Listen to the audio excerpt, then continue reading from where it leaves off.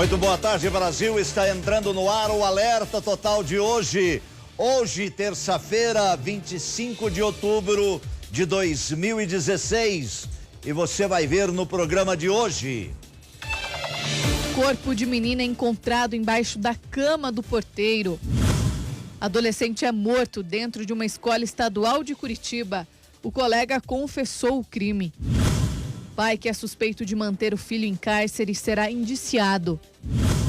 Bandidos roubam casa e fazem família refém em Hortolândia.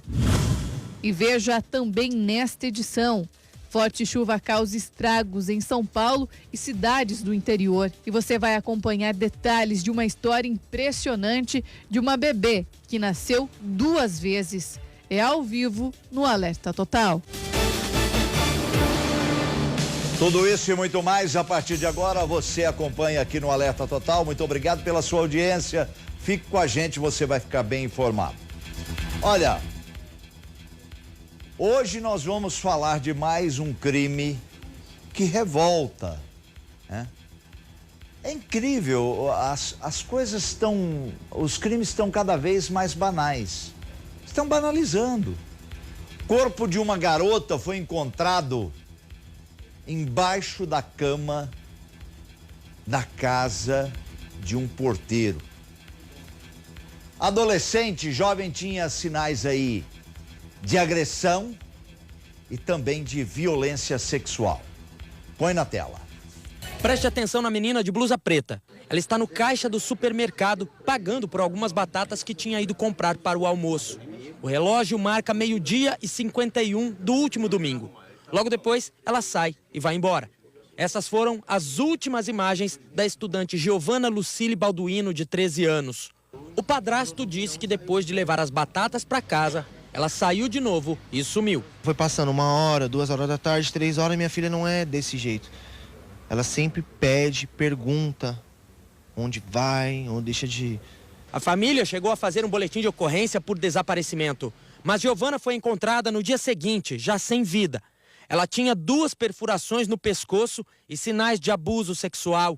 O corpo estava embaixo da cama do apartamento do porteiro Ricardo dos Santos Rodrigues, de 44 anos. Ele mora em frente à casa de Giovana.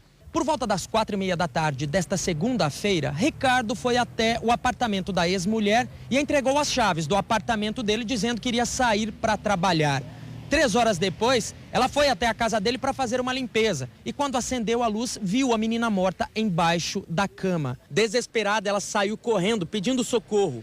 O padrasto, que se aproximava, entrou para ver o que estava acontecendo e reconheceu a adolescente por meio de uma cicatriz na perna. Ele disse que no domingo à tarde ainda chegou a conversar com o Ricardo depois que a menina já tinha sumido, sem desconfiar que ele era o principal suspeito. Quando eu estava fazendo um boletim de ocorrência no meu condomínio mesmo, pelo celular, essa pessoa passou do meu lado. O assassino? Sim. O que você perguntou para ele? Eu falei, oi, você viu minha filha? Ele pegou e falou assim, não vi não. Pegou e saiu, normal. Eu achei estranho, porque a gente é amigo, a gente toma cerveja, come churrasco, tudo junto. Então eu achei meio estranho. É uma pessoa que nós conhecemos. Nós conhecemos. Isso é o que mais me dói. É uma pessoa que eu conheci. Eu conheço a família do assassino da minha sobrinha. Ela era uma criança. O crime aconteceu num condomínio da rua Francisco José Viana, no bairro Cidade Tiradentes, zona leste de São Paulo. Ricardo, que está foragido, tem 6 filhos e é divorciado. Segundo a polícia, ele é usuário de drogas e já tem 3 passagens, 2 por roubo e 1 por ter agredido a ex-mulher. Ele trabalha como porteiro em um prédio no centro de São Paulo. Ele não compareceu por motivo de saúde, disse que iria ao médico. Porém, não apareceu e tentamos contato e não o achamos. O delegado ainda não pediu a prisão de Ricardo e, segundo a PM, ele pode ser o principal suspeito, mas não é o único. O suspeito mais forte é o Ricardo, porém eu não descarto os outros 3, que seriam, o padrasto, a mãe da criança também e essa companheira que achou a menina embaixo da cama. O Ricardo, que é o suposto autor, ele pediu para a companheira que lavasse uma roupa dele, E isso aí nos causou um pouco de estranheza.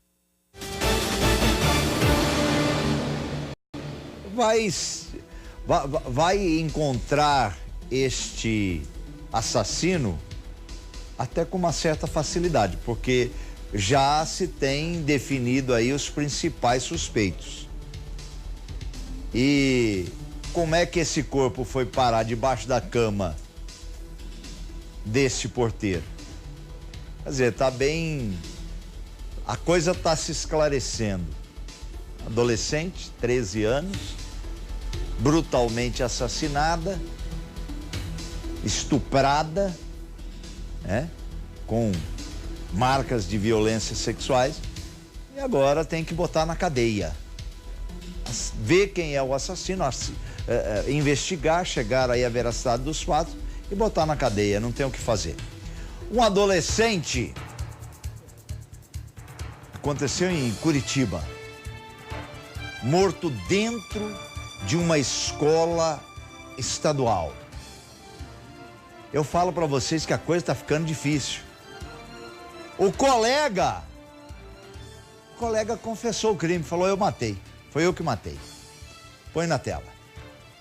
Ele e a vítima faziam parte do grupo que ocupava esta escola estadual em Curitiba. Eu escutei uma gritaria como se eles estivessem sendo ameaçados, sei lá, alguma coisa do tipo. Aí eu falei: nossa, não tá normal, devem estar brigando, né? Os dois teriam se desentendido após consumirem uma droga sintética. Os dois compartilharam essa droga e ficaram alterados do grupo. Por conta disso, o grupo teria solicitado que eles se afastassem do movimento e eles foram ocupar um local onde eles chamam que é o alojamento, onde esses jovens estavam dormindo. Depois de matar o colega, o menor fugiu, mas foi apreendido em casa e levado para a delegacia do adolescente, onde confessou a autoria. A escola é uma das mais de 800 ainda ocupadas no Paraná e já tinha o pedido de reintegração de posse feito pela Procuradoria-Geral do Estado. Na semana passada, a Secretaria de Segurança Pública chegou a abrir um canal para receber denúncias das ocupações. Em 6 dias, foram 64 denúncias, incluindo casos de violência contra crianças e adolescentes e uso e tráfico de drogas dentro das escolas. Você não tem mais o que falar, né? Tráfico de droga em escolas, alunos se matando, né? O que você vai falar? Você vai falar o quê? O que tem para fazer? Tem que começar a combater a violência. A violência está com rédeas frouxas, largadas e galopando, né? E cada vez fica pior. Ontem nós mostramos aqui o pai que teria mantido o filho em cárcere privado por 17 anos. O homem e a mãe do rapaz foram aí ouvidos pela polícia. Vamos ver a matéria, vamos saber o que o pai e a mãe disse. Põe no ar. O pai, a mãe e o enteado serão indiciados por cárcere privado e maus tratos. Os 3 são suspeitos de participar de um crime que chocou os moradores de Guarulhos, na Grande São Paulo. Não pode, moço. Eu conheci ele, vivia no meu bar. Esse velho trancou o rapaz. É 18 anos aí dentro, trancado, que nem um cachorro. Ele saiu igual um macaquinho. Armando Bezerra de Andrade, de 36 anos, foi encontrado por policiais neste cômodo. Ele estava acorrentado, magro e sujo. Segundo os vizinhos, a família mantinha o rapaz trancado desde que ele era adolescente. Eles justificavam que ele estava no Nordeste, trabalhando. O pai dele falava isso, o pai, a madrasta e o filho da madrasta. O pai nega. Ele diz que Armando fugiu de casa e passou a viver na rua como usuário de drogas.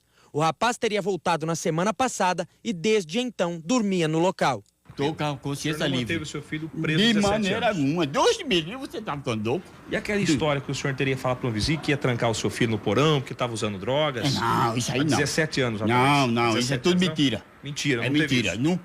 Nunca. Eu vou fazer isso com o filho? Armando foi descoberto por acaso. Policiais que investigavam um caso de tráfico de drogas entraram na casa por engano e arrombaram a porta. A janela do banheiro está trancada com um cadeado e a do quarto foi travada com tiras de couro e até um prego. A polícia já ouviu parentes e vizinhos de Armando e agora aguarda os laudos de exames toxicológicos que irão apontar se ele realmente consumiu droga nos últimos dias. Depois que o caso veio à tona, a família se mudou de Guarulhos. Este vídeo, feito com o celular, mostra o pai colocando os móveis no caminhão, sob protestos dos vizinhos. Vai estourar ele de disco, velho maldito!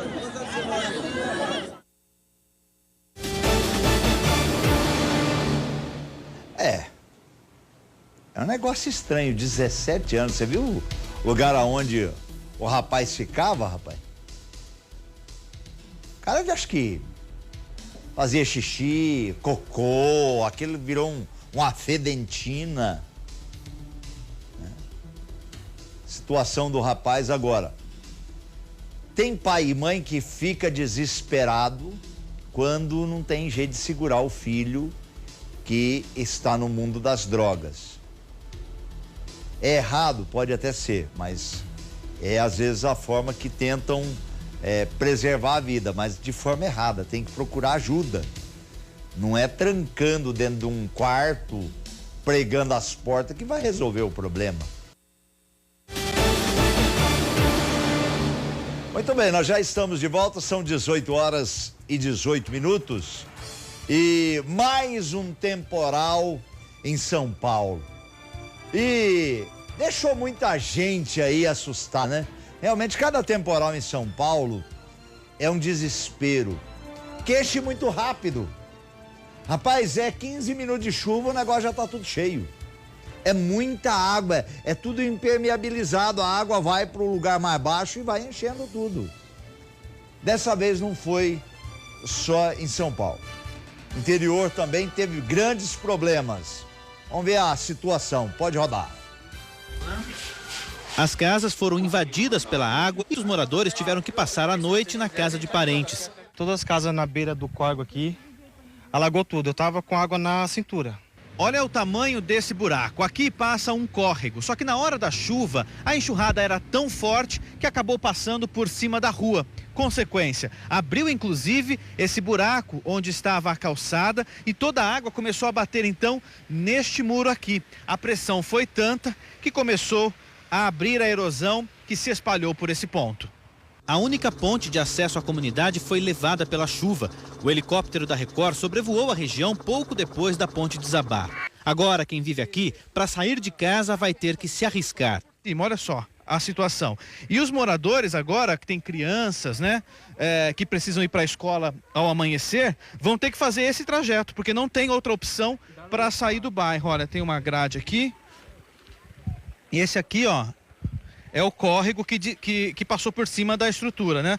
A chuva forte durou cerca de 20 minutos. Em vários pontos, as ruas desapareceram. E aqui a força da água foi tanta que formou até uma cachoeira de lama. Dá para ver que muitas casas ficaram ameaçadas. Mesmo com tanta lama, teve gente que se arriscou. Para este grupo chegar em casa, foi preciso suportar a água perto da cintura. Já este casal de idosos ficou ilhado, cercado pela enxurrada. Estes garotos subiram na carroceria de um caminhão para escapar da correnteza no meio da rua. Quem conseguiu vencer a inundação encontrou a casa alagada. Aqui ela invadiu até a despensa. Foram horas de trabalho para limpar tudo. Eu estava sozinho com a criança e foi muito rápido, a água descendo, não dava para fazer nada, só pegar ele e subir. Em Campo Limpo Paulista, no interior, a estrutura de um galpão onde ônibus passam por manutenção desabou. Ninguém se feriu.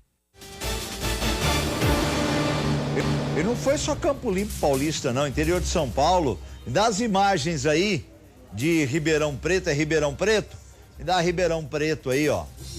Olha aí, o temporal em Ribeirão Preto, o que aconteceu, árvores, mas foram muitas árvores caíram aí, ó. Muito trabalho para a Defesa Civil, Corpo de Bombeiros. Você vê aí os carros se desviando. Olha isso aí, ó. Encheu. Olha lá, árvores arrancadas, ventos e muros. É difícil. Esses temporais vêm muito forte. Destelhando, arrancando forro principalmente de postos de combustíveis. Vai arrancando tudo. Então, tome muito cuidado, porque nós estamos na época dos fortes temporais. Olha só, você vê imagens aí, imagens do temporal. Ontem choveu muito aqui no interior, Hoje promete chover novamente, já estava chovendo. Hoje, a hora que eu cheguei em Campinas, já estava chovendo. Né? Então, tem que se tomar cuidado. É os temporais do que acontece. É a época dos temporais, né? Das chuvas de verão. É verão nós estamos? Estamos em verão? Primavera. Nós estamos, as chuvas de primavera. Verão depois. 3 menores foram apreendidos e um homem ficou preso após 5 roubos de motos em um mesmo dia. Os caras saíram para roubar a moto, aqui em Campinas, no interior de São Paulo. Eles ainda tentaram agredir uma vítima e se deram mal. Põe na tela.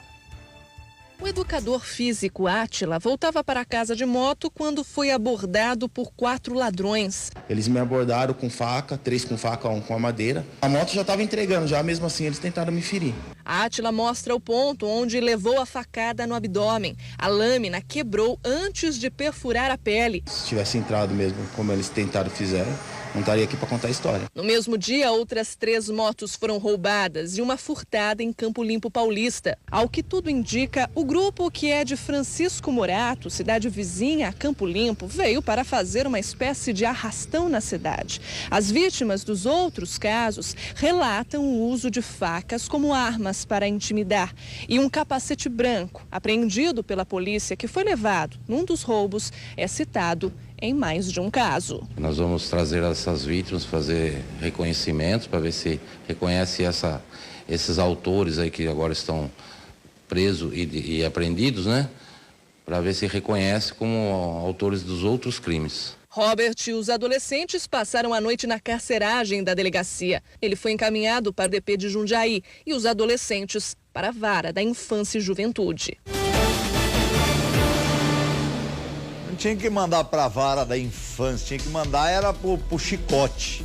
Pegar, mas dar uma surra de chicote, falar, se acontecer de novo, a surra vai sendo dobrada. Aí vai apanhar todo dia, até aprender a ser homem. Aí procurar um serviço, em vez de ficar atrás de roubar a moto. Bandidos armados fizeram uma família refém na cidade de Hortolândia, aqui na região de Campinas. Vamos ver, põe na tela aí. 4 bandidos armados invadiram uma casa da cidade e fizeram 8 pessoas da mesma família que estavam no imóvel no momento do assalto reféns. Os criminosos recolheram joias, dinheiro, eletrodomésticos e celulares. Mas o dono da casa chegou e percebeu a movimentação estranha e chamou a polícia. 3 bandidos foram presos. Um deles até tentou se passar por um integrante da família, mas isso não convenceu os policiais. Um 4º bandido conseguiu fugir e agora está sendo procurado. A bandidagem, rapaz, cada dia que passa. Você que fez essas imagens, Wesley, imagens de Wesley, né? Na madrugada, trabalhando duro, hein, Wesley? A rapadura é doce, mas não é mole não, meu amigo. É isso aí, ó. E aí, vão para a cadeia. Fizeram reféns, bandidos perigosos, poderia ter matado pessoas. Graças a Deus, nada de mais grave, mas todo mundo preso em flagrante. Foram 3 homens presos. Eles, acho que alguém levava para lá e eles picavam o caminhão, né? Vamos ver o que aconteceu, pode rodar. Depois de mais de um ano de investigações, a Polícia Civil da quadrilha especializada em receptação e adulteração de caminhões. 3 homens foram presos e outros 3 estão foragidos. Segundo o delegado, Roberto Andreato, de 52 anos, conhecido como Betão, encomendava os caminhões roubados. Um homem de São Paulo, identificado apenas como Bruno, era quem roubava os caminhões. Os veículos eram trazidos aqui para a região metropolitana de Belo Horizonte para serem desmanchados em 3 galpões, localizados no Barreiro, 7 Lagoas e Igarapé. Manuel Silva Brito, de 39 anos, e Douglas Ribeiro Andrade, de 29 anos, que são mecânicos, recebiam R$2.000 para desmanchar os veículos. Na delegacia, Douglas disse que não sabia que os caminhões eram roubados. A polícia identificou 9 caminhões roubados. Os veículos eram totalmente desmanchados e as peças vendidas.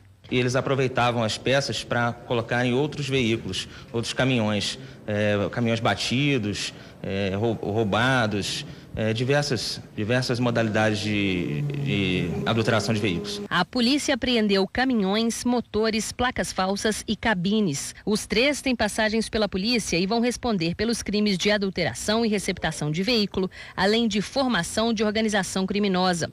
A investigação continua para identificar outros envolvidos e também mais veículos roubados. É incalculável o número de caminhões que essa quadrilha já desmanchou, já receptou e desmanchou aqui no estado de Minas Gerais. As investigações continuam e apontam a outros envolvidos, inclusive em outros estados.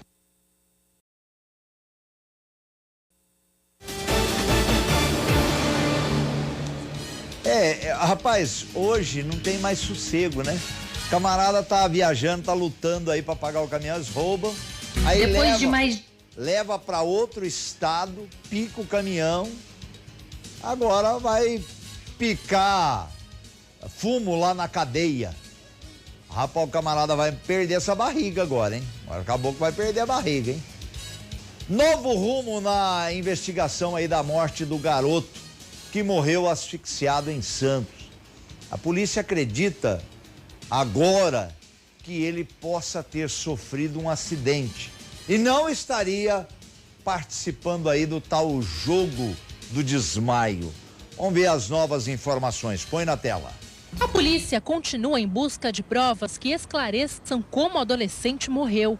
Gustavo Deter, de 13 anos, foi encontrado com uma corda no pescoço. Depoimentos de amigos revelam que ele teria se pendurado enquanto esperava um jogo carregar no computador. A corda era usada para segurar um saco de boxe. No início das investigações, a polícia deu a informação de que o adolescente teria sido desafiado a brincar no Shocking Game, um enforcamento de brincadeira. Mas os próprios amigos que falavam com ele na internet contaram que não tinha desafio nenhum, mesmo porque todos jogavam. Eles estavam preparando para jogar o League of Legends, um jogo em que eles pertencem ao mesmo time, em que eles têm um objetivo comum, não disputam entre eles. Estão lá, vestindo a mesma camisa, cumprindo a mesma missão, cumprindo os mesmos objetivos. E se eles perdem, eles começam de novo. Ainda segundo os depoimentos, os amigos avisaram uma prima de Gustavo quando perceberam que ele tinha parado de se mexer. Da mesma maneira, não temos evidências da prática do jogo, também não temos evidências da prática de suicídio. Isso tudo reforça a tese do acidente. A polícia diz também que analisa o computador e o celular da vítima e pretende periciar os computadores de todos os adolescentes que na hora falavam com Gustavo. Muito bem, nós já estamos de volta e hoje era pra gente estar falando agora com o ministro da Indústria, Comércio e Desenvolvimento do Brasil, o doutor Marcos Pereira, mas ele se atrasou lá numa reunião. Provavelmente nós vamos falar com ele amanhã para saber o trabalho que ele vem desenvolvendo. Inclusive, ele esteve em Manaus na sexta-feira, lá num trabalho grande de levar novas indústrias para o desenvolvimento de Manaus e inclusive geração de empregos, mais de 1.300 novos empregos, inclusive buscando também a melhorar as empresas que lá já estão instaladas e dando condições delas contratarem e gerarem novos empregos. Isso é muito importante. Nós estamos vendo. Eu queria perguntar para ele sobre a PEC 241, né? Que vai aí reduzir o gasto da União e ver o que isso realmente traz de positivo. Nós não estamos conseguindo falar com ele hoje, falaremos amanhã, com certeza, com o meu amigo ministro Marco Pereira, tá certo? E aí a gente vai fazer uma... Ministro? Ah, conseguiram. Vamos colocar o ministro no ar. Muito boa noite, ministro Marcos Pereira. Boa noite, Kleber Leite. Boa noite a todos os telespectadores da Rede Família. Eu quero agradecer já de imediato pela gentileza. O ministro é uma pessoa que sempre nos atende. Muito obrigado, viu, ministro? E eu estava aqui, inclusive, falando sobre a tua visita em Manaus, onde vocês estão desenvolvendo lá, trazendo novas empresas e gerando mais de 1.300 empregos. Conta isso para mim, ministro.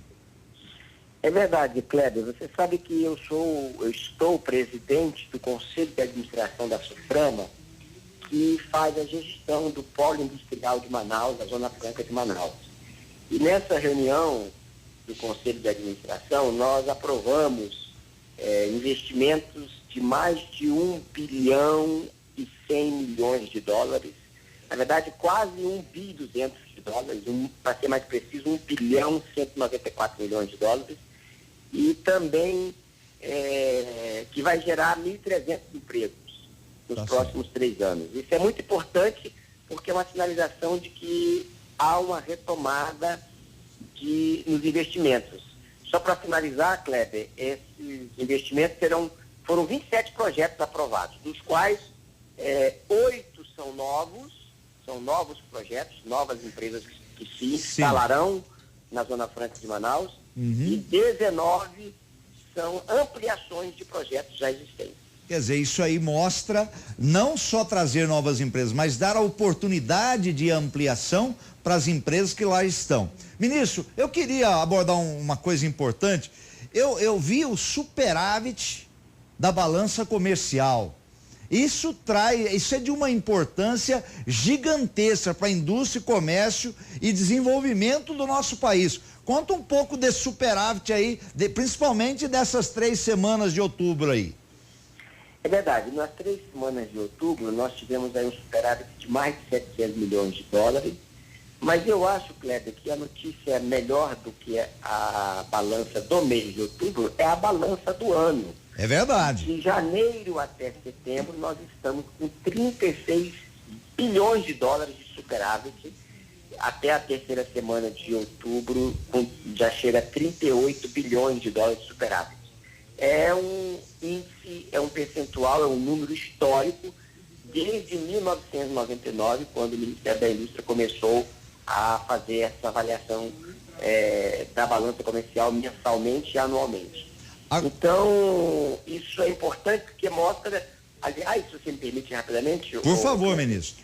O Roberto Azevedo, que é um diplomata brasileiro, que é o diretor-geral da Organização Mundial do Comércio, da OMC, em recente entrevista a um importante jornal brasileiro, ressaltou isso. A balança comercial brasileira é a única que está crescendo neste ano em relação às outras balanças comerciais dos outros países em desenvolvimento e desenvolvido.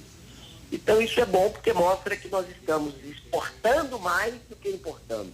É verdade. E se nós estamos exportando mais do que importando, significa dizer que as indústrias brasileiras estão vendendo para fora, e aí nós conseguimos mostrar que já há uma recuperação da confiança e do crescimento e que vai se traduzir em geração de mais empregos, que é o que nós estamos precisando nesse momento, né, Kleber? É verdade. Ministro, eu quero aproveitar a deixa e perguntar para o senhor o seguinte: com esta retomada, juros, nós tivemos uma redução aí dos juros do Copom, o Copom reduziu o juro em 0,25 e agora nós temos a votação dessa PEC 241. Eu queria que o senhor relatasse para todos os brasileiros, né? Nós chegamos em todo o território nacional, o quanto é importante a votação da PEC e se o senhor acredita que esta PEC será aprovada ou não. Kleber, eu estou muito confiante que a PEC vai ser aprovada hoje na Câmara dos Deputados e já agora em novembro e dezembro também será aprovada nos 2 turnos no Senado. Por quê? Porque é uma medida, Kleber, extremamente necessária para o Brasil voltar aos trilhos.